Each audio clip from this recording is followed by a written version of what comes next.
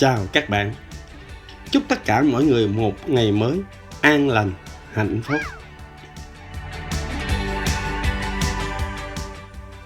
Hôm nay các bạn cùng mình đi ráp nối một vang cơ vào dàn âm thanh sân khấu nha.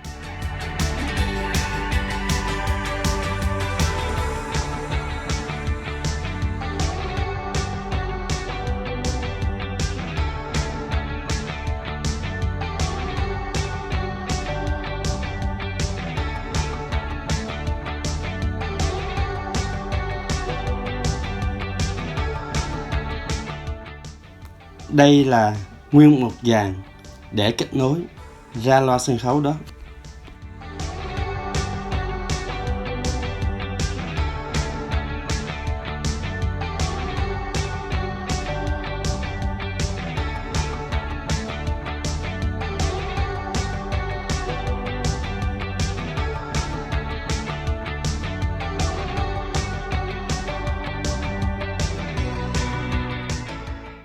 Còn đây là mixer bàn để chỉnh nhạc và mix hỗn hợp trong này nè.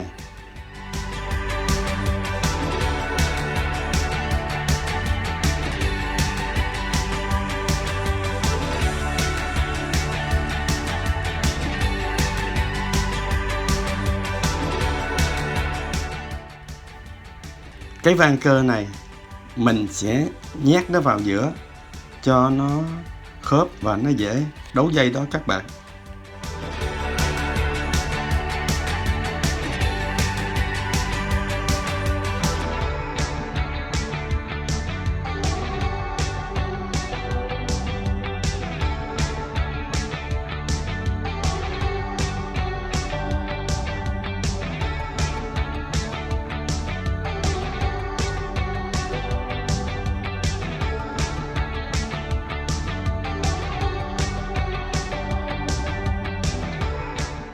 Mình đã sắp xếp vào trong kệ hết rồi. Bây giờ chuẩn bị đấu dây ở đằng sau nha.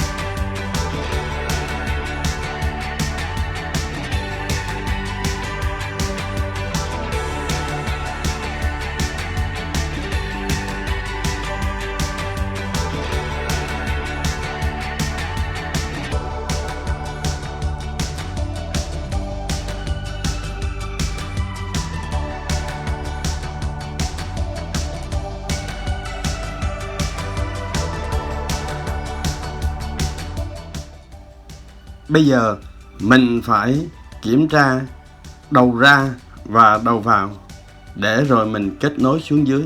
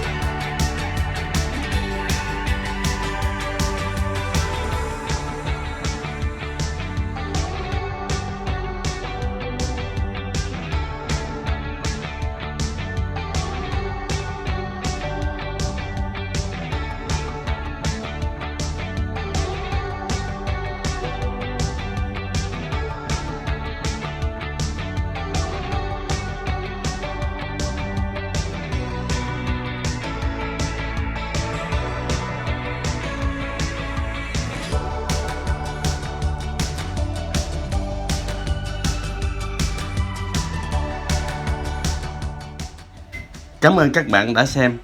Nếu hay, các bạn đăng ký, bấm chuông, like, chia sẻ giùm mình nhé. Cảm ơn các bạn nhiều.